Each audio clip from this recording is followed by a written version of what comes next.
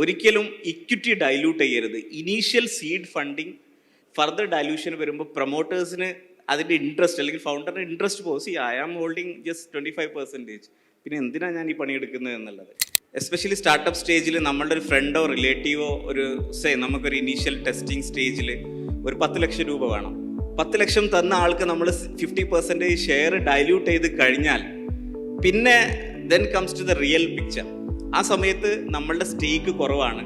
Further dilution വരുമ്പോൾ പ്രൊമോട്ടേഴ്സിന് അതിൻ്റെ ഇൻട്രസ്റ്റ് അല്ലെങ്കിൽ ഫൗണ്ടറിൻ്റെ ഇൻട്രസ്റ്റ് പോസി ഐ ആം ഹോൾഡിങ് ജസ്റ്റ് 25%. പിന്നെ എന്തിനാണ് ഞാൻ ഈ പണിയെടുക്കുന്നത് എന്നുള്ളത്.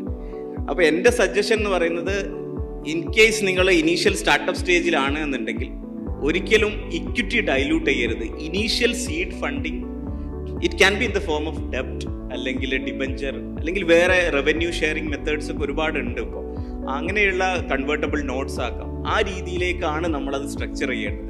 ഒരിക്കലും ഇക്വിറ്റി ഡൈല്യൂട്ട് ചെയ്യരുത് എന്നുള്ളതാണ്.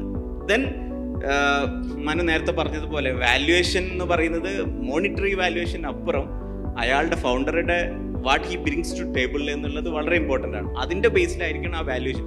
പലപ്പോഴും വാല്യുവേഷൻ ആക്ച്വൽ വാല്യുവേഷൻ ഫിഗറിലേക്കൊക്കെ എത്താൻ ചിലപ്പോൾ ടൈം എടുക്കാൻ മതി. പക്ഷെ ആ സമയം നമ്മൾ എത്രത്തോളം നമുക്ക് ഹോൾഡ് ചെയ്യാൻ പറ്റുമോ എന്നുള്ളതിൻ്റെ ബേസിലായിരിക്കും നമ്മളുടെ ആ ഫൗണ്ടർ എത്രത്തോളം ആക്റ്റീവായിട്ട് ഈ റോൾ ചെയ്യും എന്നുള്ളത് ഡിസൈഡ് ചെയ്യുന്നത്.